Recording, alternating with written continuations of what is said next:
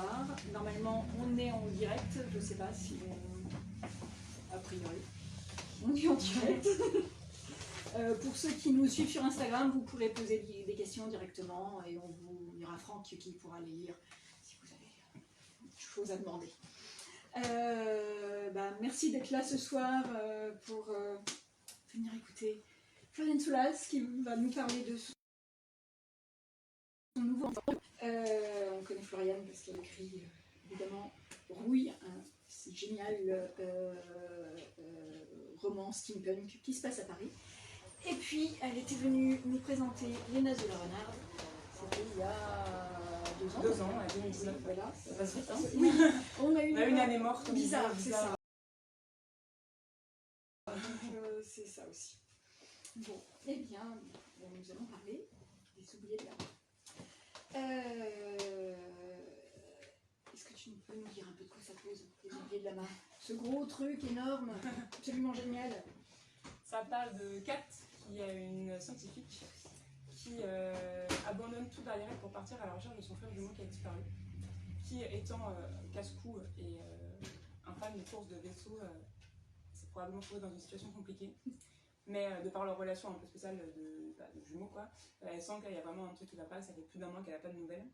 Donc elle abandonne tout pour partir à sa recherche et elle échoue sur Lama, qui est une décharge prison qui flotte autour de Jupiter, donc qui orbite autour de Jupiter.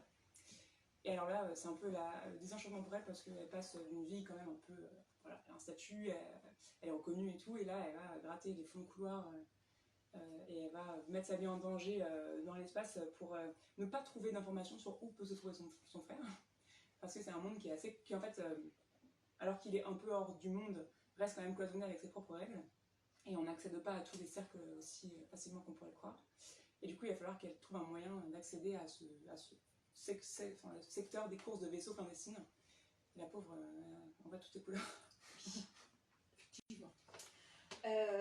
Donc tu avais fait du steampunk, tu étais penchée sur la fantaisie japonaise. Pourquoi un space opéra? Et ben moi, ma passion, ma lecture de cœur, c'est la science-fiction. C'est par là que j'ai commencé. Je pense qu'il n'y a eu que le Seigneur des Anneaux qui s'est mis au milieu au début dans ce que me sait lire mon papa, donc parce qu'il me l'a fait lire, mais c'était vraiment la science-fiction. Et je pense que maintenant je le conscientise beaucoup plus. À l'époque, je ne me posais pas trop la question. Mais je pense qu'en fait, j'avais très peur de faire de la SF. Parce qu'en tant que femme, j'avais peur. Déjà, j'en avais pas beaucoup lu en fait, petite, j'en avais pas. Donc très peu. Et c'est là, ces dernières années, maintenant que je me suis mise à en lire vraiment. Des choses vraiment super cool, et avec Chambers, James Dean qui a changé ma vie, plein de choses comme ça, que j'ai relu Le Gain, que j'ai lu plein d'autres choses. Je me suis dit que en fait, c'était vraiment ce que j'avais envie de faire, que c'était aussi un moyen vraiment d'aller aborder les thèmes qui m'étaient importants. Et parce que de toute façon, j'adore lire de la fantasy, mais je sais pas en écrire, donc... Quand même, c'est plus du fantastique urbain, c'est pas vraiment... Enfin, alors, quand je dis fantasy, je pense heroic fantasy. Oui. Voilà. Donc vraiment, il faut construire un monde... très complexe, avec une économie, des religions, des systèmes politiques. Bon, au final, la science-fiction, c'est pas si facile que ça à écrire. J'ai découvert en cours de route. C'est plus compliqué que je pensais. Je me suis arrivée à me poser des questions fondamentales en mode comment on respire dans l'espace, comment on crée des jours et des nuits alors qu'il n'y a pas de jour et de nuit, qu'est-ce qu'on fait, quoi. Mais ça restait quand même, je trouvais, plus facile. En tout cas, ça m'a été plus naturel que d'écrire de la fantasy ou de créer vraiment un univers de fantasy avec de la magie. Le style de magie, c'est cool. Pourquoi Jupiter? C'est la plus belle planète du système solaire. D'accord. Venez me contredire. C'est la plus belle.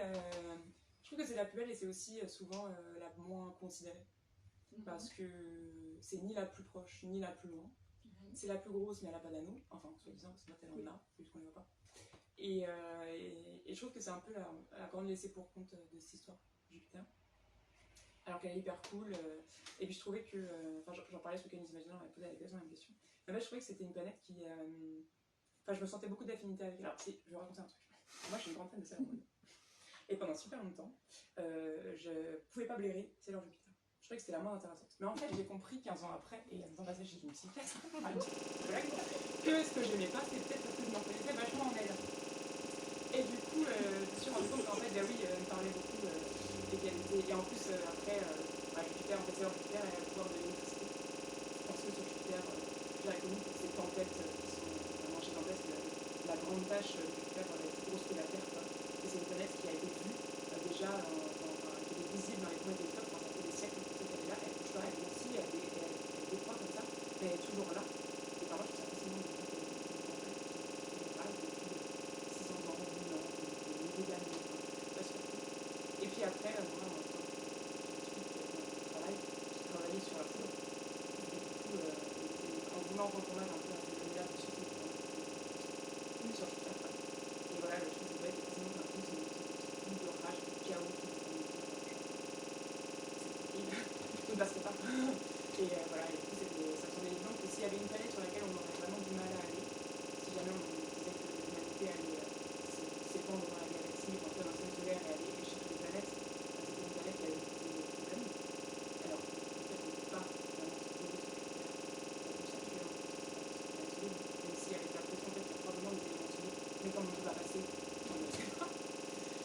Mais du coup, on colonise en fait dans l'histoire, on va coloniser les satellites des planètes géantes et aller chercher sur les planètes gazeuses des éléments qui nous sont utiles. Par exemple, Saturne, scientifiquement, d'un point de vue théorique, les conditions de pression et de conditions atmosphériques de Saturne font qu'on pourrait aller, en fait, il devrait pleuvoir littéralement sur Saturne. C'est pas possible. Donc là, vraiment, j'ai dit que c'était possible. Et en fait, tout le commerce de Saturne fonctionne autour du fait qu'on a colonisé tous les satellites pour utiliser les ressources de la planète, notamment évidemment sur Jupiter. Et sur Jupiter, on sait que l'atmosphère contient beaucoup de néons. Si ça pourrait être utilisé pour la cryogénisation, et donc pourrait permettre à l'espèce humaine d'aller plus loin que le système solaire. Une volonté d'expansion. Sauf que du coup, Jupiter refuse de mettre son atmosphère. Et du coup, en fait, les premiers satellites qui ont été primo-terraformés ont été abandonnés et ce système est resté à l'abandon parce qu'en fait, si les ressources principales ne sont pas accessibles, il n'y a pas vraiment d'intérêt à rester là. Donc il reste un ou deux satellites qui servent de remis-à-blé pour le système extérieur. Mais sinon, on n'a plus rien. Et comme il y a eu quand même toute une phase de tentative d'aller sur cette planète-là, la planète en fait avale les vaisseaux et au bout d'un moment finit par les recracher sur des petits morceaux dans l'atmosphère. Et tous ces petits morceaux se sont agglutinés pour former la main qui flotte autour de la planète. Et vu que de toute façon on ne pouvait rien faire de ce endroit-là, toutes les autres planètes viennent larguer leur merde, personne ne va rien dire, de toute façon personne ne dit rien. Et du coup, Kat a largué, son mec très civilisé, au fin fond du système solaire où personne ne va et personne ne peut partir. On a beaucoup de spécimens qui paraissent très très critiques. Il y en a d'autres, on l'a de plus en plus quand on lit les featureless qui vont se concentrer sur les relations entre les personnages et tout ça. Toi, tu as décidé de mettre une grosse dose de science quand même. Pourquoi? C'est parce que c'est ce que tu fais. Ouais, c'est vraiment, je dirais que ce roman, c'est un peu un cri d'amour à ma thèse et à mes doctorats. Où je travaillais sur la foudre en fait. Et c'était vraiment, il y avait continuellement, c'était des heures et des heures. C'était vraiment, je sais ce que je voulais faire. Et j'avais envie de. En fait, je trouvais que si on dit que la science c'est un peu comme la santé, c'est difficile à mettre en place. Mais en fait, j'ai parlé de tout. J'avais vraiment envie de parler de ça, j'avais envie de. Je sais pas, je trouve que l'électricité, c'est vraiment l'élément naturel le plus stylé. Ça me fait un peu tout le temps que je parle de ça.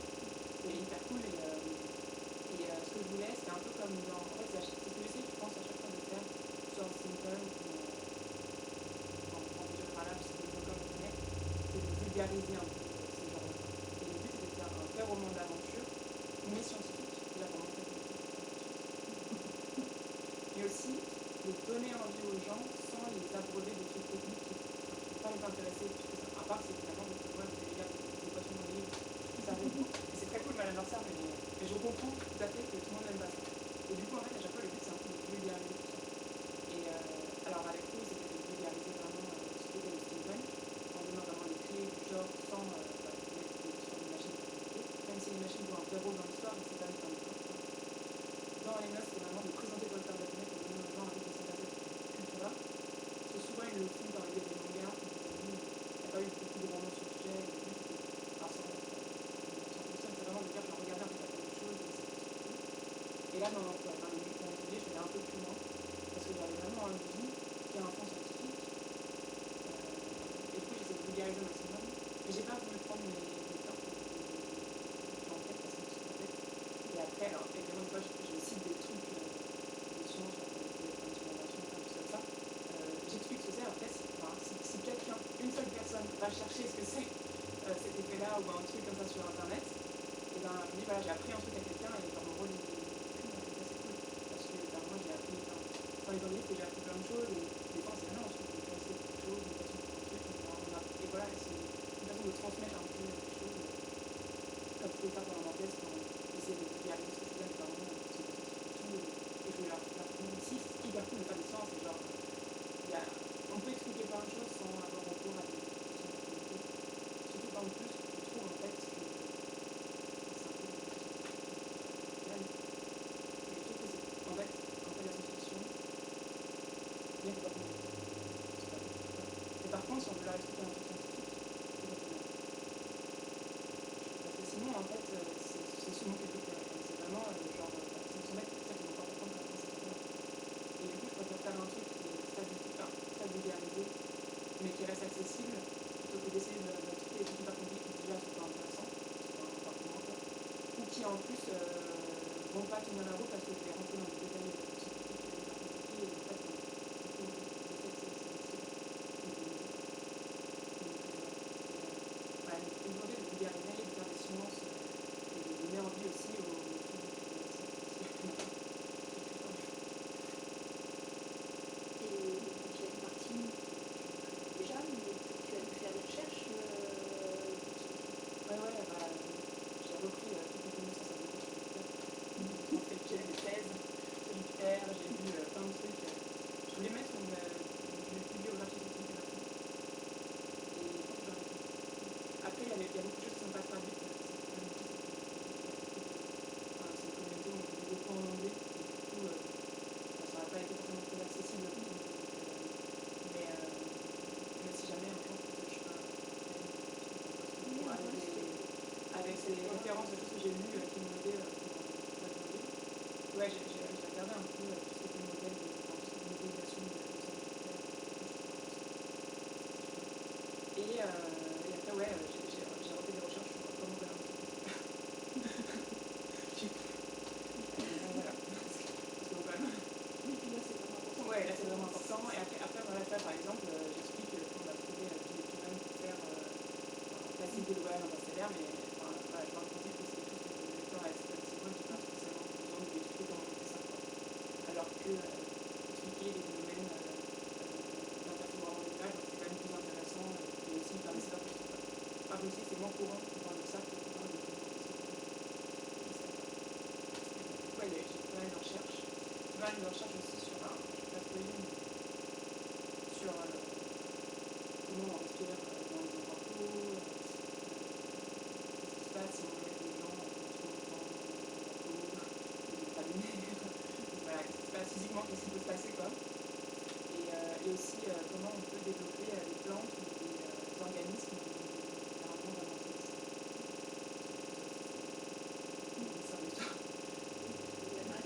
Voilà.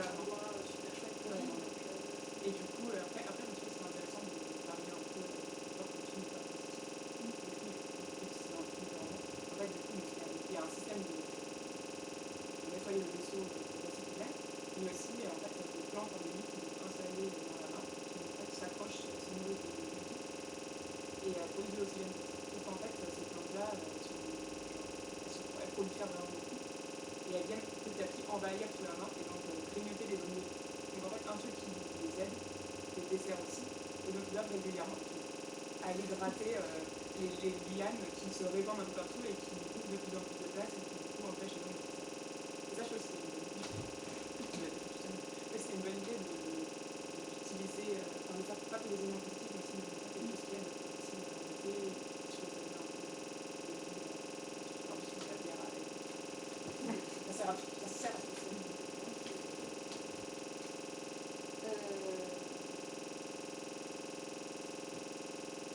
Donc une histoire, on a avant tout des personnages féminins très très intéressants.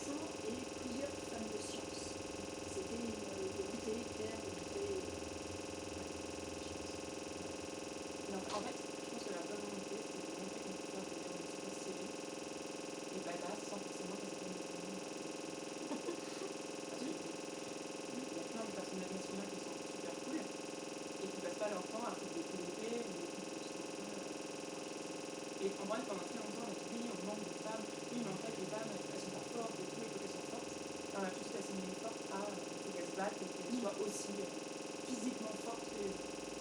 Alors déjà, les femmes sont fortes que les hommes, et puis en plus, c'est pas, donc on est aussi intelligent que sexualité, on a d'autres qualités aussi qui sont hyper cool, et j'avais envie de montrer ça, de faire des personnages auxquels vraiment les gens pouvaient s'identifier, sans tomber dans l'excès de maladroitesse et de choses là qu'on a souvent à l'inverse chez les personnages féminines, où on se dit ah oui mais elle est toujours en train de se cogner, et du coup ça la rend aimable.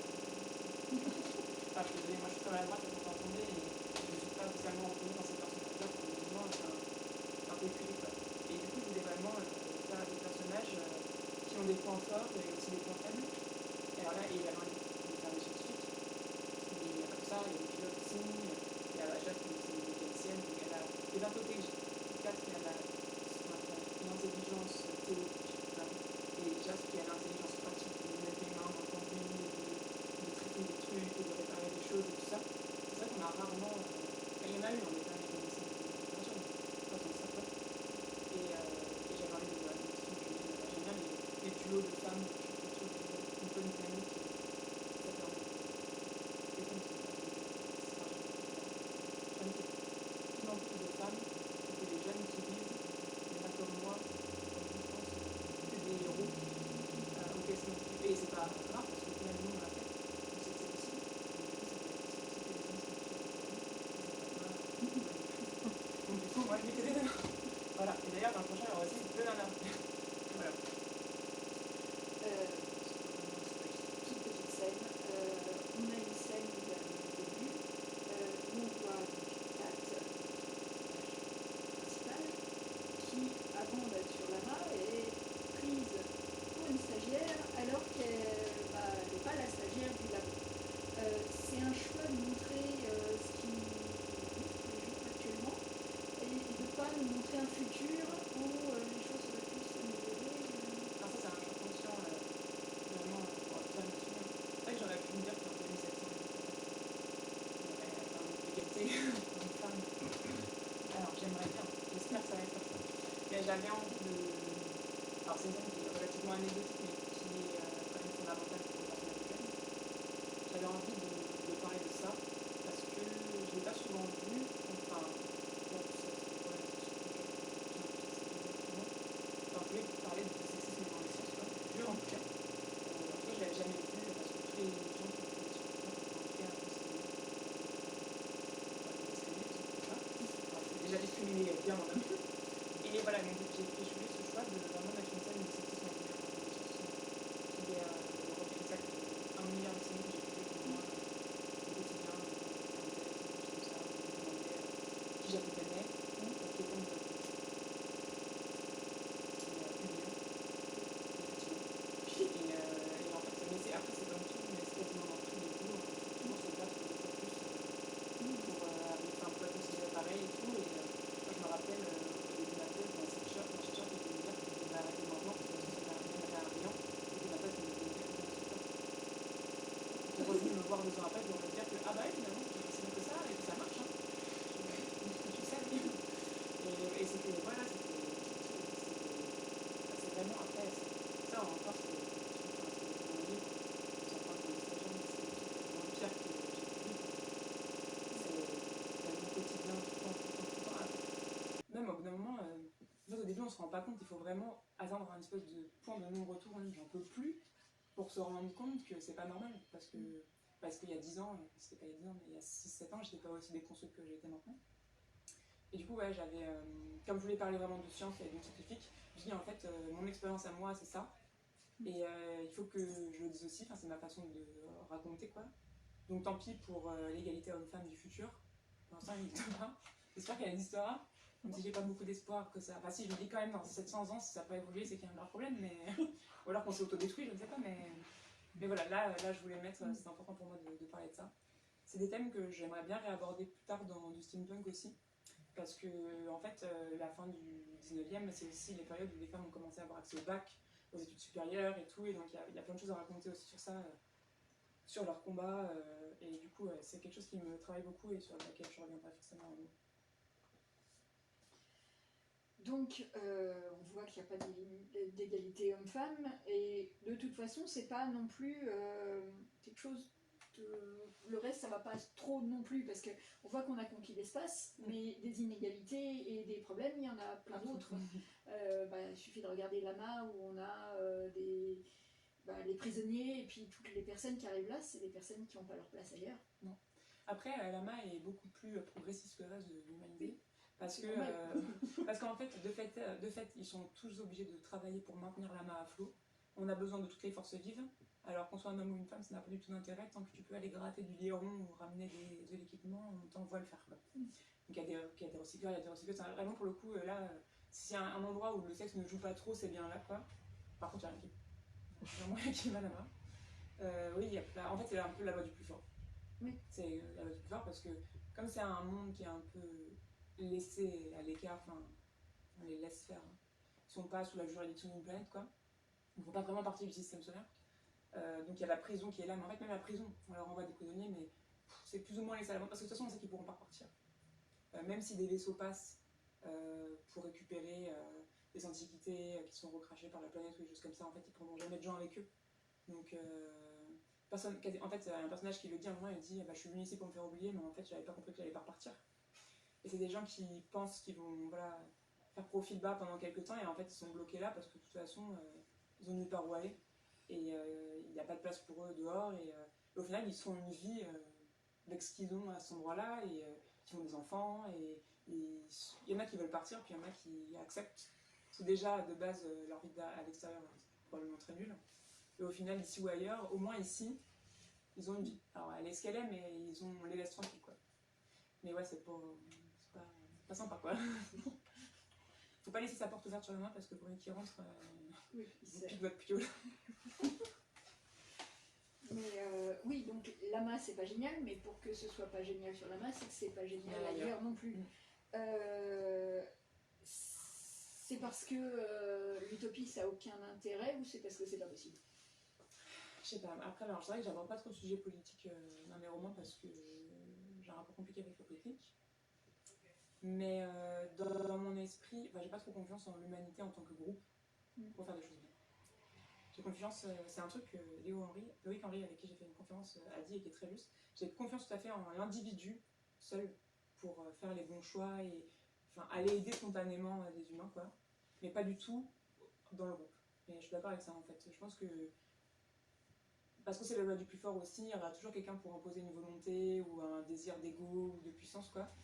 Et du coup, donc c'est pas trop des thèmes que j'aborde parce que, en fait, la politique, ça peut être très controversé quand même, mais la politique c'est une histoire de puissants. Et moi, ce qui m'intéresse, c'est les gens en dessous. Et en fait, ces gens-là, pour eux, au final, ils vont pas prendre part à prendre part à des débats politiques à leur niveau. En fait, à moins qu'ils arrivent à s'unir pour faire la révolution, en fait, ça va rien changer pour eux. Et ça va pas impacter leur quotidien, ça sera toujours la misère, quoi. Donc du coup, c'est pas trop des choses que j'aborde. On le voit un petit peu à travers certains personnages qui sont réfugiés, qui sont prisonniers politiques, tout ça, mais je sais pas trop.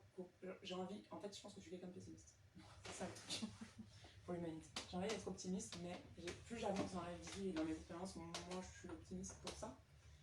Et après, j'aimerais bien réussir à écrire une utopie qui fonctionne, hein. Mais du coup, déjà, je pense qu'il y aurait moins de choses à dire. J'arrive pas à imaginer déjà une utopie qui fonctionne. Et après, je pense que pour nous, la science-fiction, je pense que pour les auteurs, la science-fiction, c'est vraiment un moyen d'aller explorer les failles du système et de mettre en avant les choses qui ne marchent pas. En fait, c'est un reflet de ce qu'on vit déjà aujourd'hui. Comme là, le fait que Scats soit victime de sexisme alors que c'est dans le futur, c'est pour mettre le doigt sur c'est maintenant, en fait, c'est ça maintenant, quoi. Donc je pense qu'il faut... Ouais, moi, souvent, je dis qu'il faut pousser ces personnages au bord de la rupture pour qu'ils donnent le meilleur de nous. Donc forcément, si c'est une utopie où tout se passe bien, ça va se passer, quoi. Si on prend Becky Chambers, on n'est pas non plus dans du négatif, elle est sur la SF positive et on n'a pas mais il n'y a pas spécialement de politique. On sent que ce monde-là, il s'en est sorti sans la politique. Ouais. Donc il y a des... je suis pas encore Becky Chambers, j'espère un jour. Mais ouais, non, c'est vrai que pour le coup, je crois que j'ai beaucoup d'affection pour les gens, de manière, les gens normaux, quoi. Et c'est leurs histoires à eux que je préfère raconter. Et du coup, ils ont la politique pour ne pas avoir trop prise sur leur vie, quoi.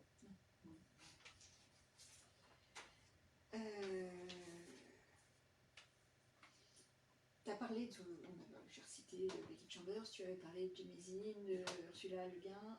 Pour ce titre, il y a eu des titres qui t'ont influencé, des choses, justement parce que par rapport à ces autres romans, tu as mis plus de science, il y avait un objectif, un truc. Bah, pour le coup, je crois pas. Je le vois là en plus que j'ai lu, mais j'ai lu Les Étoiles sont les gens il n'y a pas longtemps. Oui. Et je pense qu'il doit y avoir un peu de ça dans les premières scènes où on voit Kat qui se promène dans les sas, parce que dans Les Étoiles sont les gens, il y a plein de scènes entre les. J'avais beaucoup pensé à ces scènes-là dans le roman. Et je pense qu'on retrouve un peu de ça aussi dans le fait que. Alors, je sais pas si vous avez lu Les Étoiles sont les gens, mais en fait, c'est un roman qui commence comme un espèce de roman de colonisation dans l'espace et qui se finit par une espèce de descente aux enfers dans une planète avec plein de couches. C'est incroyable. C'est politique quand même. C'est très politique, et en fait, il y a cette idée dans l'Oda, de couches dans les couches, dans les couches, dans les couches, dans les couches. Et en fait, on a l'impression qu'en fait, on est dans le système solaire et on arrive sur l'amas. Et en fait, dans l'amas, il y a encore des strates dedans, et on suit les personnages. Et en fait, à chaque fois, ils vont plus loin, toujours plus loin, toujours plus loin, toujours plus loin. Et ils refont ça après sur Jupiter. Ils vont essayer de passer les couches comme ça. Et ça me fait penser à ça. Et moi, cette idée qu'en fait, il y a toujours des microcosmes dans les microcosmes dans les microcosmes, et qu'on peut toujours aller plus loin, aller gratter plus loin, et qu'il y aura toujours quelque chose, des entités, de groupe, de quelque chose, et d'aller plus loin. Et je trouve que c'est très représentatif de l'être humain et de son fonctionnement. De faire des couches dans des couches dans des couches, ou de faire des cases dans des cases dans des cases, et de toujours catégoriser, de faire des trucs dans des trucs dans des trucs. Et du coup, je dirais que Hurley, pour le coup, cette lecture m'a énormément marqué. Après, en sciences dures, en fin de compte, j'ai l'impression que les femmes écrivent plutôt des sciences sociales que des sciences très dures dans la SF. Alors du coup, non. Mais après, moi, j'ai lu plein de personnes quand j'étais petite. J'ai lu Asimov, même si ça a très mal vieilli, tout ça. C'était des sciences très dures, et du coup, moi, je trouve ça fascinant. Ça m'a donné envie de faire des sciences. Du coup, c'est plus ça, et vraiment, l'envie de parler des choses scientifiques que j'aimais le plus. Et ce que j'aimais le plus, c'était bosser sur la foudre, sur les foudroiements. C'est vraiment... J'avais envie de parler de ça, parce que je pourrais en parler pendant des heures. Donc, je vais faire un très gros livre qui parle de foudre, ça va être super cool. Voilà. Donc là, Laura, tu nous l'as un peu situé, mais dans le roman, on ne se rend pas trop compte à quelle époque on est, et surtout, on ne comprend pas trop ce qui s'est passé jusque-là. C'était une volonté, parce que c'était pas ça le ouais, sujet. c'était pas ça le sujet, mais en fait, je me laisse surtout avec cette manière-là la liberté d'aller réexplorer l'univers ailleurs. C'est ça que j'allais demander, parce que en fait, on comprend que, dans le roman, on comprend que le système solaire, en fait, il y a des choses qui sont autorisées, des choses qui ne sont pas autorisées dans le système solaire, et notamment, par exemple, j'ai décidé de faire des IA un sujet tabou. Donc, il n'y a pas d'IA. Parce que Vénus, donc, qui est en fait la planète qui a développé vraiment tout ce qui est intelligence artificielle, a commencé à vraiment donner beaucoup plus de liberté à ces IA, à faire des IA de plus en plus perfectionnées, et en fait a pris trop de pouvoir, quoi. Et le système solaire, en fait, qui est séparé entre le système intérieur et le système solaire, mais là pour le coaliser, leur a demandé en fait d'arrêter, de stopper tout développement des IA. Et sur Vénus, ils ont dit ah bah non, désolé. Du coup, en fait, ils ont atomisé Vénus. Voilà. Ils ont dit ah vous voulez pas, très bien. Moi ils ont atomisé Vénus. Et en fait, tous les survivants, parce qu'en fait, donc, ils avaient des vaisseaux avec des IA très perfectionnés, donc qui permettaient vraiment de pousser l'exploration spatiale, quoi. Le peu qui ont réussi à s'enfuir sont devenus une espèce de renégats, et on sait qu'il y a eu donc cette grande guerre qui a vraiment divisé, c'était un tournant sur le système solaire, parce que ça a divisé, quoi, et qu'ils ont poursuivi. Il y a vraiment eu un génocide de tous les Vénusiens qui ont pu partir, quoi, pour justement stopper ce développement des IA qui a été considéré non éthique. Donc il y a eu ces trucs-là et tout ça, et en fait sur l'amas, Kat va rencontrer ses premières IA, et elle va dire waouh, chelou. Alors je savais qu'on était dans un endroit un peu hors des limites, mais quand même, quoi. Mais d'un autre côté, elle, ça titille un peu sa curiosité scientifique, parce qu'elle se dit mais moi en fait je fais des sciences qui requièrent beaucoup de puissance de calcul, et si j'avais eu une IA pour faire des trucs avec moi, j'aurais été peut-être beaucoup plus vite. Et elle a quand même une curiosité scientifique vis-à-vis de ça. Puis elle va rencontrer Jaspe, qui est une Vénusienne, et qui est probablement la dernière à être encore en vie. Et du coup, ça soulève plein de questions de morale. Elle se dit, bah, qu'est-ce que je fais? Parce que bon, c'est l'ennemi, quoi. Donc, ce truc-là, et en plus, elle n'a rien à faire avec des IA, ça ne la dérange pas du tout. Et donc, il y a ce truc-là du système solaire où on sait qu'il s'est passé cette guerre-là, et qu'il y a des bisbilles, on le voit avec le personnage de Lofty, entre le système intérieur et le système extérieur, qui voudrait être indépendant, et le système intérieur, enfin la Terre surtout, qui veut garder sa main mise un peu sur toutes ces ressources-là. Mais c'est pas vraiment le sujet de l'histoire, quoi. Mais du coup, je me laisse la possibilité de réécrire tout ça. Oui, parce que l'univers il est grand, donc tu peux écrire plein de trucs encore. Ouais. Puis on n'est pas partie du système solaire, t'imagines? Ben voilà, parce que ça peut se Un passer, jour, tu peux faire des préquels, tu peux faire un jour, des c'est suites. ça, et en tout cas, il y aurait matière. Mais c'est une chose que j'aime bien, c'est ce qu'on m'avait souvent. Enfin, pour Rouille, par exemple, on m'a souvent demandé si je ferais une suite. Moi, ça m'intéresse pas du tout parce que la pauvre vivante, elle a pris déjà plein d'années, il faut la laisser de sa vie maintenant, je pense. Mais l'univers est vaste, Oui. Et il y a matière, je pense, à faire des spin-offs avec d'autres personnages, dans d'autres endroits, aller sur la Lune, aller en Inde, enfin faire plein de choses, quoi. Et du coup, je me laisse la liberté de pouvoir revenir. J'aime bien les univers ouverts. Je préfère l'idée de faire plein de romans dans le même univers plutôt que des trilogies ou des suites de romans, quoi. Sauf si vraiment, je vendais 50 000 exemplaires du roman et que dans ce cas-là, on aurait une suite à peut-être, mais je n'aurais pas le choix, mais bon, voilà. Ouais, je préfère avoir cette liberté. Et peut-être je ne le referai jamais, tu vois, mais au moins je sais que j'ai l'occasion d'avoir un univers qui est très étendu, où moi je sais qu'il se passe des choses, ou qu'il s'est passé des choses, que je peux exploiter derrière, ou pas. Ça, ouais, je trouve ça assez apaisant. De me dire qu'il reste plein de choses à découvrir et que je peux revenir dans ces univers-là, peut-être d'avoir une fin fermée ou de faire une suite vraiment. De toute façon, les personnages ils se retrouvent tous. Mais Betty Chambers, c'est pareil, hein, elle fait pas des suites, elle fait des trucs dans son univers et elle exploite à fond. De toute façon, la seule qui sait faire des vraies bonnes suites, c'est Jane Austen. Oui. 3 prix Hugo, 3 prix Nebula.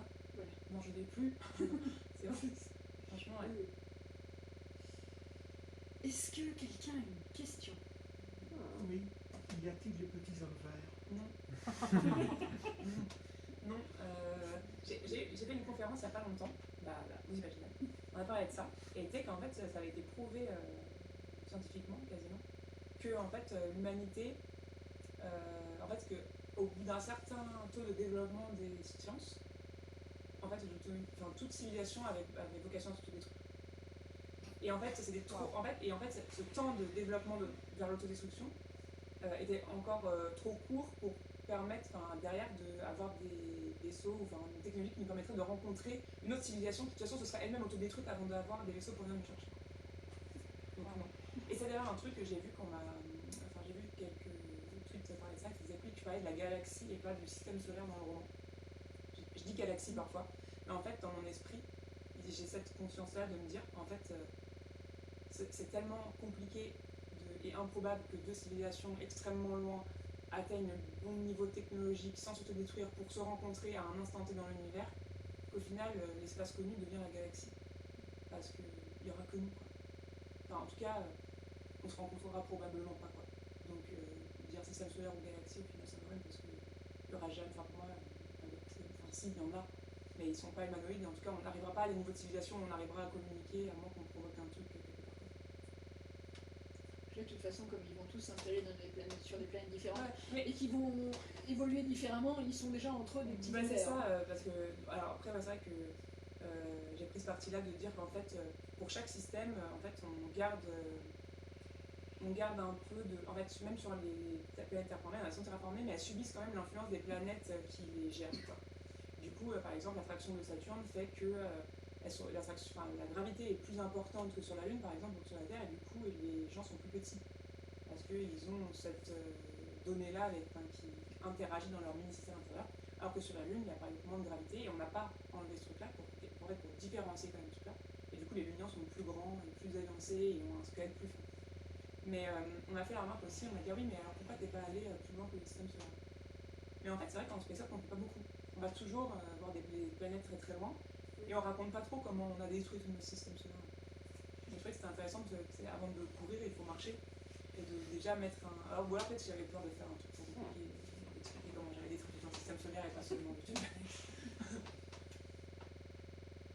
Si, t'as une énorme série japonaise qui s'appelle Les Héros de la Galaxie, qui imagine en fait qu'après avoir bousillé totalement le système solaire, on se bat, on colonise deux galaxies différentes. Au début, tu as l'équivalent d'un grand Reich en fait, qui va se créer. Il va y avoir une dissension, il y aura des gens qui vont se barrer, qui vont tenter de créer une espèce de république. Et quand la série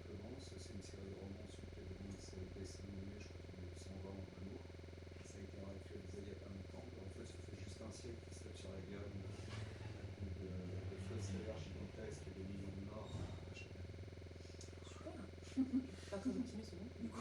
C'est ça. Et tu as une secte secrète à Ah, l'intérieur j'adore qui les essaye de sectes. manœuvrer pour faire revenir les gens sur Terre, parce que pour eux, c'est la planète mère. Le seul problème, c'est qu'on vit Et ça, sur c'est Terre. souvent un truc qui revient à terre. Mais il y a Tu une vois, il y a des super. gens qui l'ont pensé. Non, mais il y a une super novella, alors pour le coup, l'autrice est discutable, mais c'est Marion Zimmer Bradley qui a fait. Comment ça s'appelle cette novella c'est en fait une novella où on a envoyé une colonie sur une nouvelle planète.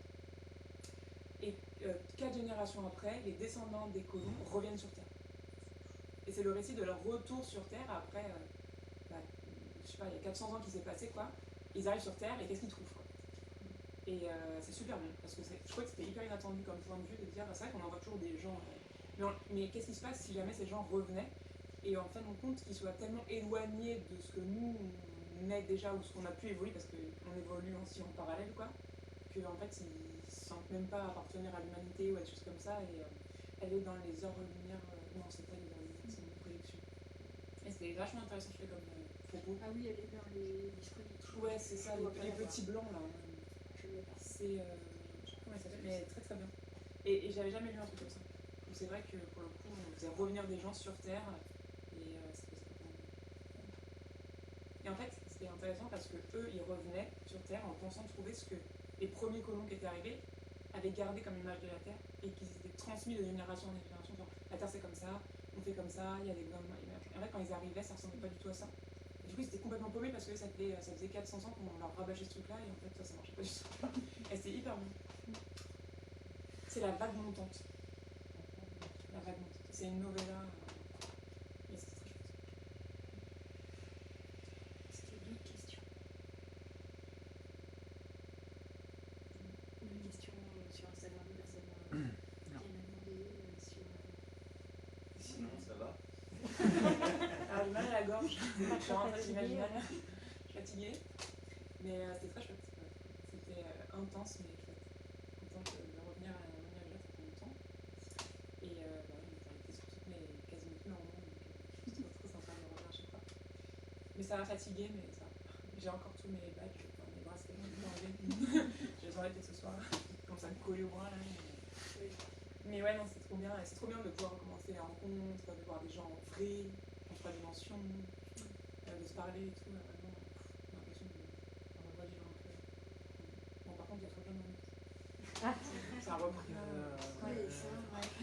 Mais non, c'est bien. Quand je partais en vacances là, en septembre, il y avait personne dans le métro. Quand je suis revenue, c'était la guerre. C'est bien. En 2 semaines là. Et bien, si on n'a plus de questions ou si vous êtes trop timide et que vous voulez poser directement vos questions à Floriane pendant la dédicace, on va s'arrêter là.